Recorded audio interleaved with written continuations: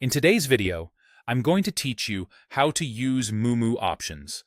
By the end, you'll know how to enable options trading, read the options chain, pick a contract that matches your view, and place a trade confidently with a clear understanding of the risk.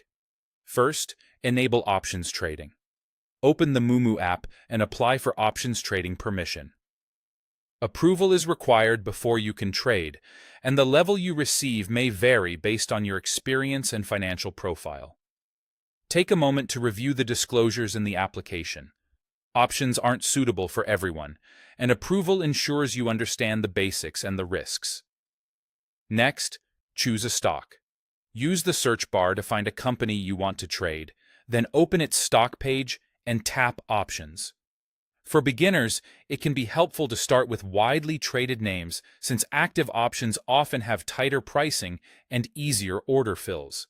Now, open the options chain, which is the core tool for exploring contracts. Tap Options, then Chain. You'll see calls on the left for bullish views and puts on the right for bearish views. Expiration dates are at the top, and strike prices run down the middle. Think of this page as a menu of choices organized by time and price. Before selecting anything, make sure you understand what you're choosing. The strike price is the price level you're effectively betting on relative to the current stock price. The expiration date is when the contract ends. As that date approaches, options typically lose value faster.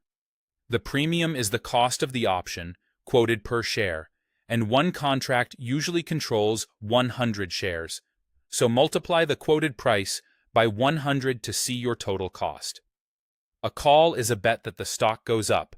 A put is a bet that it goes down. Now pick your option. If you believe the price will rise, choose a call, then select a strike and an expiration that match how far and how fast you think the move could happen. If you think it will fall, choose a put. Closer strikes generally cost more but have a higher chance of finishing in the money, while farther expirations cost more because they give your idea more time to play out. Finally, place the trade. Tap the specific option to open the trade panel. Choose Buy or Sell. Select the quantity in contracts, review the total cost or potential credit, then tap Trade and Confirm. A quick but critical reminder: options can expire worthless, resulting in a 100% loss of the premium you pay. Some strategies, especially selling options, can lead to larger losses. Short-term options are particularly risky.